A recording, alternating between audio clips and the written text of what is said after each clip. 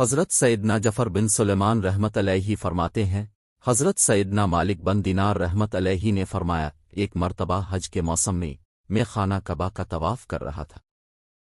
حاجیوں اور عمرہ کرنے والوں کی اتنی کثرت تھی کہ انہیں دیکھ کر تعجب ہوتا تھا۔ میرے دل میں یہ خواہش ابھری کہ کاش کسی طرح مجھے معلوم ہو جائے کہ ان لوگوں میں سے اللہ عز و جل کی بارگاہ میں کون مقبول ہے، تاکہ میں اس کو مبارکباد دوں، اور جس کے بارے میں معلوم ہو جائے کہ یہ مردود ہے اور اللہ عز و جل کی بارگاہ میں اس کا حج قبول نہیں، تو اس کو نیکی کی دعوت دو اور اس کے لیے دعا کروں۔ جب رات کو میں سویا تو خواب میں کسی کہنے والے نے کہا، یہ مالک بن دینار تو حاجیوں اور عمرہ کرنے والوں کے بارے میں فکر مند ہے، تو سن، اس مرتبہ اللہ عز و جل نے ہر چھوٹے بڑے، مرد و عورت، سفید و سیاہ رنگت والے، عربی و جم الغرض ہر حج اور عمرہ کرنے والے کو بخش دیا ہے، لیکن ایک شخص کی مغفرت نہیں کی گئی۔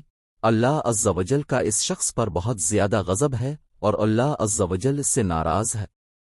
اس کا حج قبول نہیں کیا گیا بلکہ اس کے منہ پر مار دیا گیا ہے۔ کہ حضرت سیدنا مالک بن دینار رحمت علیہ فرماتے ہیں، اس خواب کے بعد میری جو حالت ہوئی اسے اللہ عز و جل ہی بہتر جانتا ہے۔ میں نے یہ گمان کر لیا کہ وہ مغضوب شخص شاید میں ہی ہوں اور اللہ عز و جل مجھ سے ناراض ہے۔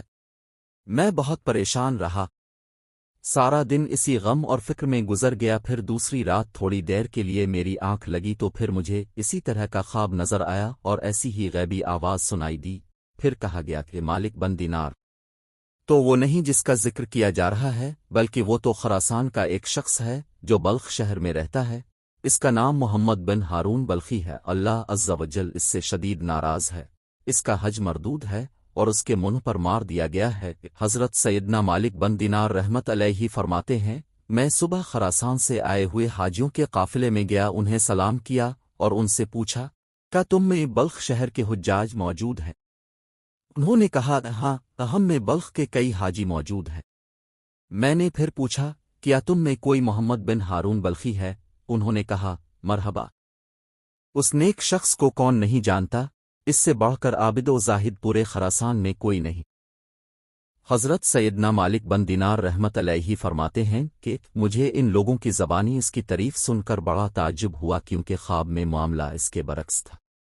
بہرحال میں نے ان سے پوچھا، اس وقت وہ کہاں ہوگا؟ لوگوں نے کہا، وہ 40 سال سے مسلسل روزے رکھ رہا ہے اور ساری رات عبادت میں گزار دیتا ہے۔ اگر تم اسے تلاش کرنا چاہتے ہو تو مکہ مکرمہ کے کسی ٹوٹے پھوٹے مکان میں تلاش کرو، وہ ایسی ہی جگہوں میں قیام کرتا ہے۔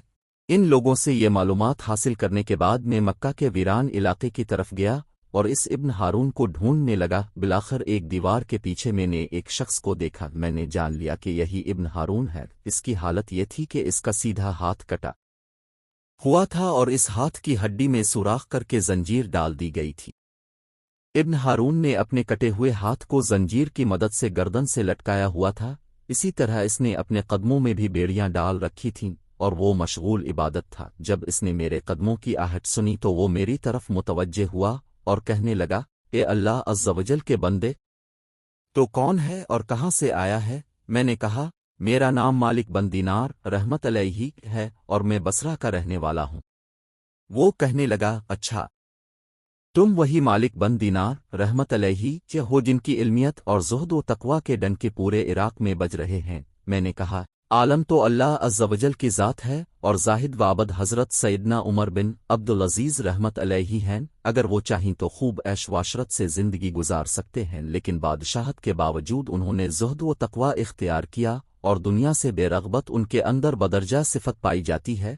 ہمیں تو دنیاوی نعمتیں میسر ہی نہیں، اس لیے ان سے دور ہیں۔ اس نے مجھ سے کہا، اے مالک بن دینار، تم میرے پاس کس لیے آئے ہو؟ اگر تم نے میرے بارے میں کوئی خواب دیکھا ہے تو بیان کرو۔ میں نے کہا، مجھے تمہارے سامنے وہ خواب بیان کرتے ہوئے شرم محسوس ہو رہی ہے۔ تو وہ کہنے لگا کہ مالک بن دینار، تم نے جو خواب دیکھا ہے وہ بیان کرو اور مجھ سے شرم نہ کرو۔ حضرت سیدنا مالک بن دینار رحمت علیہ فرماتے ہیں کہ بالآخر میں نے اسے اپنا خواب سنایا۔ خواب سن کر وہ کافی دیر تک روتا رہا، پھر کہنے لگا کہ مالک بن دینار رحمت علیہ، مسلسل 40 سال سے میرے بارے میں حج کے موقع پر اسی طرح کا خواب کسی نیک وزاہد بندے کو دکھایا جاتا ہے اور اسے بتایا جاتا ہے کہ میں جہنمی ہوں۔ حضرت سیدنا مالک بن دینار رحمت علیہ فرماتے ہیں کہ یہ باتیں سن کر میں نے اس سے پوچھا کیا تیرے اور اللہ عز و جل کے درمیان کوئی بہت بڑا گناہ حائل ہے؟ اس نے کہا، ہاں میرا گناہ زمین و آسماں اور عرش سے بھی بڑا ہے۔ میں نے کہا، مجھے تم اپنا وہ گناہ بتاؤ تاکہ میں لوگوں کو اس کے ارتکاب سے بچاؤں اور انہیں اس گناہ سے ڈرا ہے جس کی سزا تم بھگت رہے ہو۔ تو وہ کہنے لگا، اے مالک بن دینار رحمت علیہ میں شراب کا عادی تھا اور ہر وقت شراب کے نشے میں مدہوش رہتا۔ ایک مرتبہ میں اپنے ایک شرابی دوست کے پاس گیا، میں نے وہاں خوب شراب پی، پھر جب مجھ پر نشہ طاری ہونے لگا اور میری عقل پر پردہ پڑ گیا تو میں نشے کی حالت میں گرتا پڑتا اپنے گھر پہنچا اور دروازہ کھٹکھٹایا۔ میری زوجہ نے دروازہ کھولا، میں گھر میں داخل ہوا تو میری والدہ تنور میں آگ جلا کر لکڑیاں ڈال رہی تھی اور اس میں خوب آگ بھڑک رہی تھی۔ جب میری والدہ نے مجھے نشے کی حالت میں دیکھا تو میری طرف آئی، میں لڑکھڑا کر گرنے لگا تو اس نے مجھے تھام لیا اور کہنے لگی، آج شعبان معظم کی آخری تاریخ ہے اور رمضان مبارک کی پہلی رات شروع ہونے والی ہے۔ لوگ صبح روزہ رکھیں گے اور تیری صبح اس حالت میں ہوگی کہ تو شراب کے نشے میں ہوگا، کیا تجھے اللہ عز و جل سے حیا نہیں آتی؟ یہ سن کر مجھے غصہ آ گیا اور میں نے ایک گوسا اپنی والدہ کے سینے پر مارا اور اسے اٹھا کر جلتے ہوئے تنور میں ڈال دیا۔ میں اس وقت نشے میں تھا اور میرے ہوش و حواس بحال نہ تھے۔ جب میری زوجہ نے یہ دردناک منظر دیکھا تو اس نے مجھے دھکیل کر ایک کوٹری میں بند کر دیا اور باہر سے کنڈی لگا دی تاکہ پڑوسی میری آواز نہ سن سکیں اور انہیں معاملے کی خبر نہ ہو۔ میں اسی طرح نشے کی حالت میں پڑا رہا۔ جب رات کافی گزر گئی تو مجھے ہوش آیا، اب میرا نشہ دور ہو چکا تھا۔ میں دروازے کی طرف بڑھا تو دروازہ بند تھا۔ میں نے اپنی زوجہ کو آواز دی کہ دروازہ کھولو۔ اس نے بڑے سخت لہجے میں جواب دیا، میں دروازہ نہیں کھولوں گی۔ میں نے کہا، آخر تم مجھ سے اتنی ناراض کیوں ہو؟ آخر میں نے ایسی کون سی خطا کی ہے؟ اس نے کہا، تو نے اتنی بڑی خطا کی ہے کہ تو اس لائق ہی نہیں کہ تجھ پر رحم کیا جائے۔ میں نے کہا، آخر بات کیا ہے؟ مجھے بھی تو معلوم ہو کہ میں نے کیا بری حرکت کی ہے۔ میری زوجہ نے کہا، تو نے اپنی ماں کو قتل کر دیا ہے اور اسے جلتے ہوئے تنور میں ڈال دیا ہے اور اب وہ جل کر کوئلہ بن چکی ہے۔ جب میں نے یہ بات سنی تو مجھ سے نہ رہا گیا اور میں نے دروازہ اکھاڑ پھینکا اور تنور کی طرف لپکا۔ جب تنور میں دیکھا تو میری والدہ جل کر کوئلہ ہو چکی تھی۔ میں یہ حالت دیکھ کر بہت افسردہ ہوا اور الٹے قدموں ٹوٹے ہوئے دروازے کی طرف بڑھا، اپنا ہاتھ چوکھٹ پر رکھا اور اس ہاتھ کو کاٹ ڈالا جس سے میں نے اپنی ماں کو گوسا مارا تھا۔ پھر میں نے لوہا گرم کر کے اس ہاتھ کی ہڈی میں سوراخ کیا اور اس میں زنجیر ڈال کر گلے میں لٹکا لیا، پھر اپنے دونوں پاؤں میں بھی بیڑی ڈال لی۔ اس وقت میری ملکیت میں 8,000 دینار تھے، وہ سب کے سب میں نے غروب آفتاب سے قبل صدقہ کر دیے۔ 26 لونڈیاں اور 23 غلام آزاد کیے اور اپنی تمام جائیداد اللہ عز و جل کے نام پر وقف کر دی۔ اب مسلسل 40 سال سے میری یہ حالت ہے کہ دن میں روزہ رکھتا ہوں اور ساری رات اپنے پروردگار عز و جل کی عبادت کرتا ہوں اور 40 دن کے بعد کھانا کھاتا ہوں۔ صرف افطاری کے وقت تھوڑا سا پانی اور کوئی معمولی سی چیز کھا لیتا ہوں۔ میں ہر سال حج کرنے آتا ہوں اور ہر سال کسی عالم و زاہد کو میرے متعلق ایسا ہی خواب دکھایا جاتا ہے جیسا آپ کو دکھایا گیا ہے۔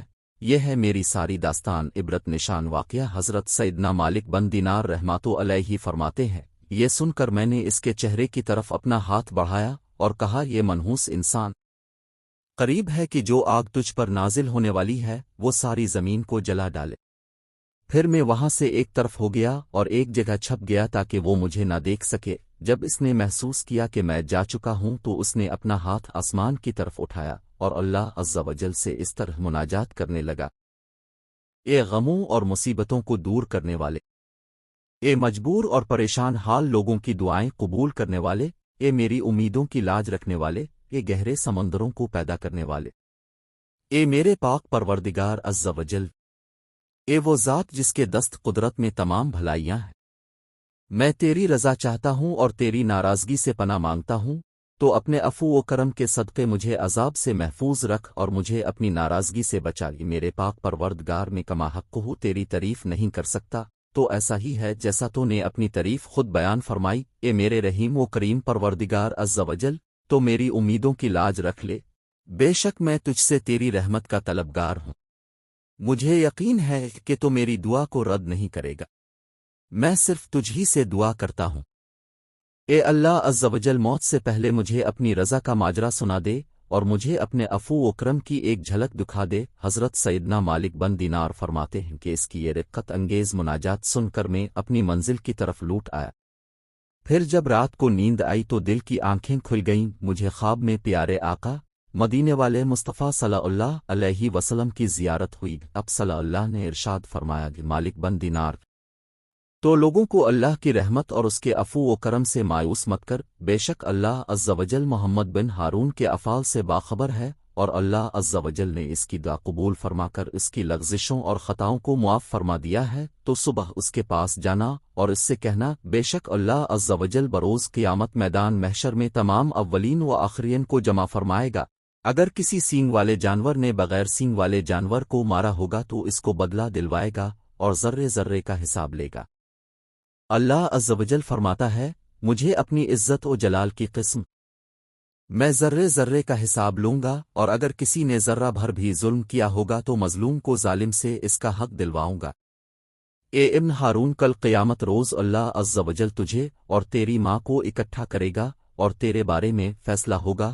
فرشتے تجھے مضبوط زنجیروں میں جکڑ کر جہنم کی طرف دھکیل دیں گے، پھر تو دنیاوی 3 دن اور 3 رات کے برابر جہنم کی آگ کا مزہ چکھے گا، کیونکہ اللہ عز و جل فرماتا ہے، میں نے اپنے اوپر یہ بات لازم کر لی ہے کہ میرا جو بندہ بھی ناحق کسی جان کو قتل کرے گا اور شراب پیے گا تو میں اسے جہنم کی آگ کا مزہ ضرور چکھاؤں گا، اگرچہ وہ کیسا ہی برگزیدہ کیوں نہ ہو۔ اے ابن ہارون، پھر اللہ عز و جل تیری ماں کے دل میں تیرے لیے رحم ڈالے گا اور اس کے دل میں یہ بات ڈال دے گا کہ وہ اللہ عز و جل سے سوال کرے کہ اے اللہ عز و جل تو میرے بیٹے کو بخش دے۔ پھر اللہ عز و جل تجھے تیری والدہ کے حوالے کر دے گا، تیری والدہ تیرا ہاتھ پکڑ کر تجھے جنت میں لے جائے گی۔ حضرت سیدنا مالک بن دینار فرماتے ہیں، جب صبح ہوئی تو میں فوراً ابن ہارون کے پاس گیا اور اسے بشارت دی کہ آج رات خواب میں مجھے پیارے آقا صلی اللہ علیہ وسلم کی زیارت نصیب ہوئی۔ اب صلی اللہ علیہ وسلم نے مجھے تیرے بارے میں اس طرح بتایا ہے۔ پھر میں نے اسے اپنا پورا خواب سنایا۔ خدا عز و جل کی قسم، میرا خواب سن کر وہ جھوم اٹھا اور اس کی روح اس طرح آسانی سے اس کے تن سے جدا ہوئی جیسا کہ پتھر کو جب پانی میں ڈالا جائے تو وہ آسانی سے نیچے کی جانب چلا جاتا ہے۔ پھر اس کی تجہیز تکفین کا انتظام کیا گیا اور میں نے اس کے جنازہ میں شرکت کی۔ اللہ عز و جل کی ان پر رحمت ہو اور ان کے صدقے ہماری مغفرت ہو، آمین۔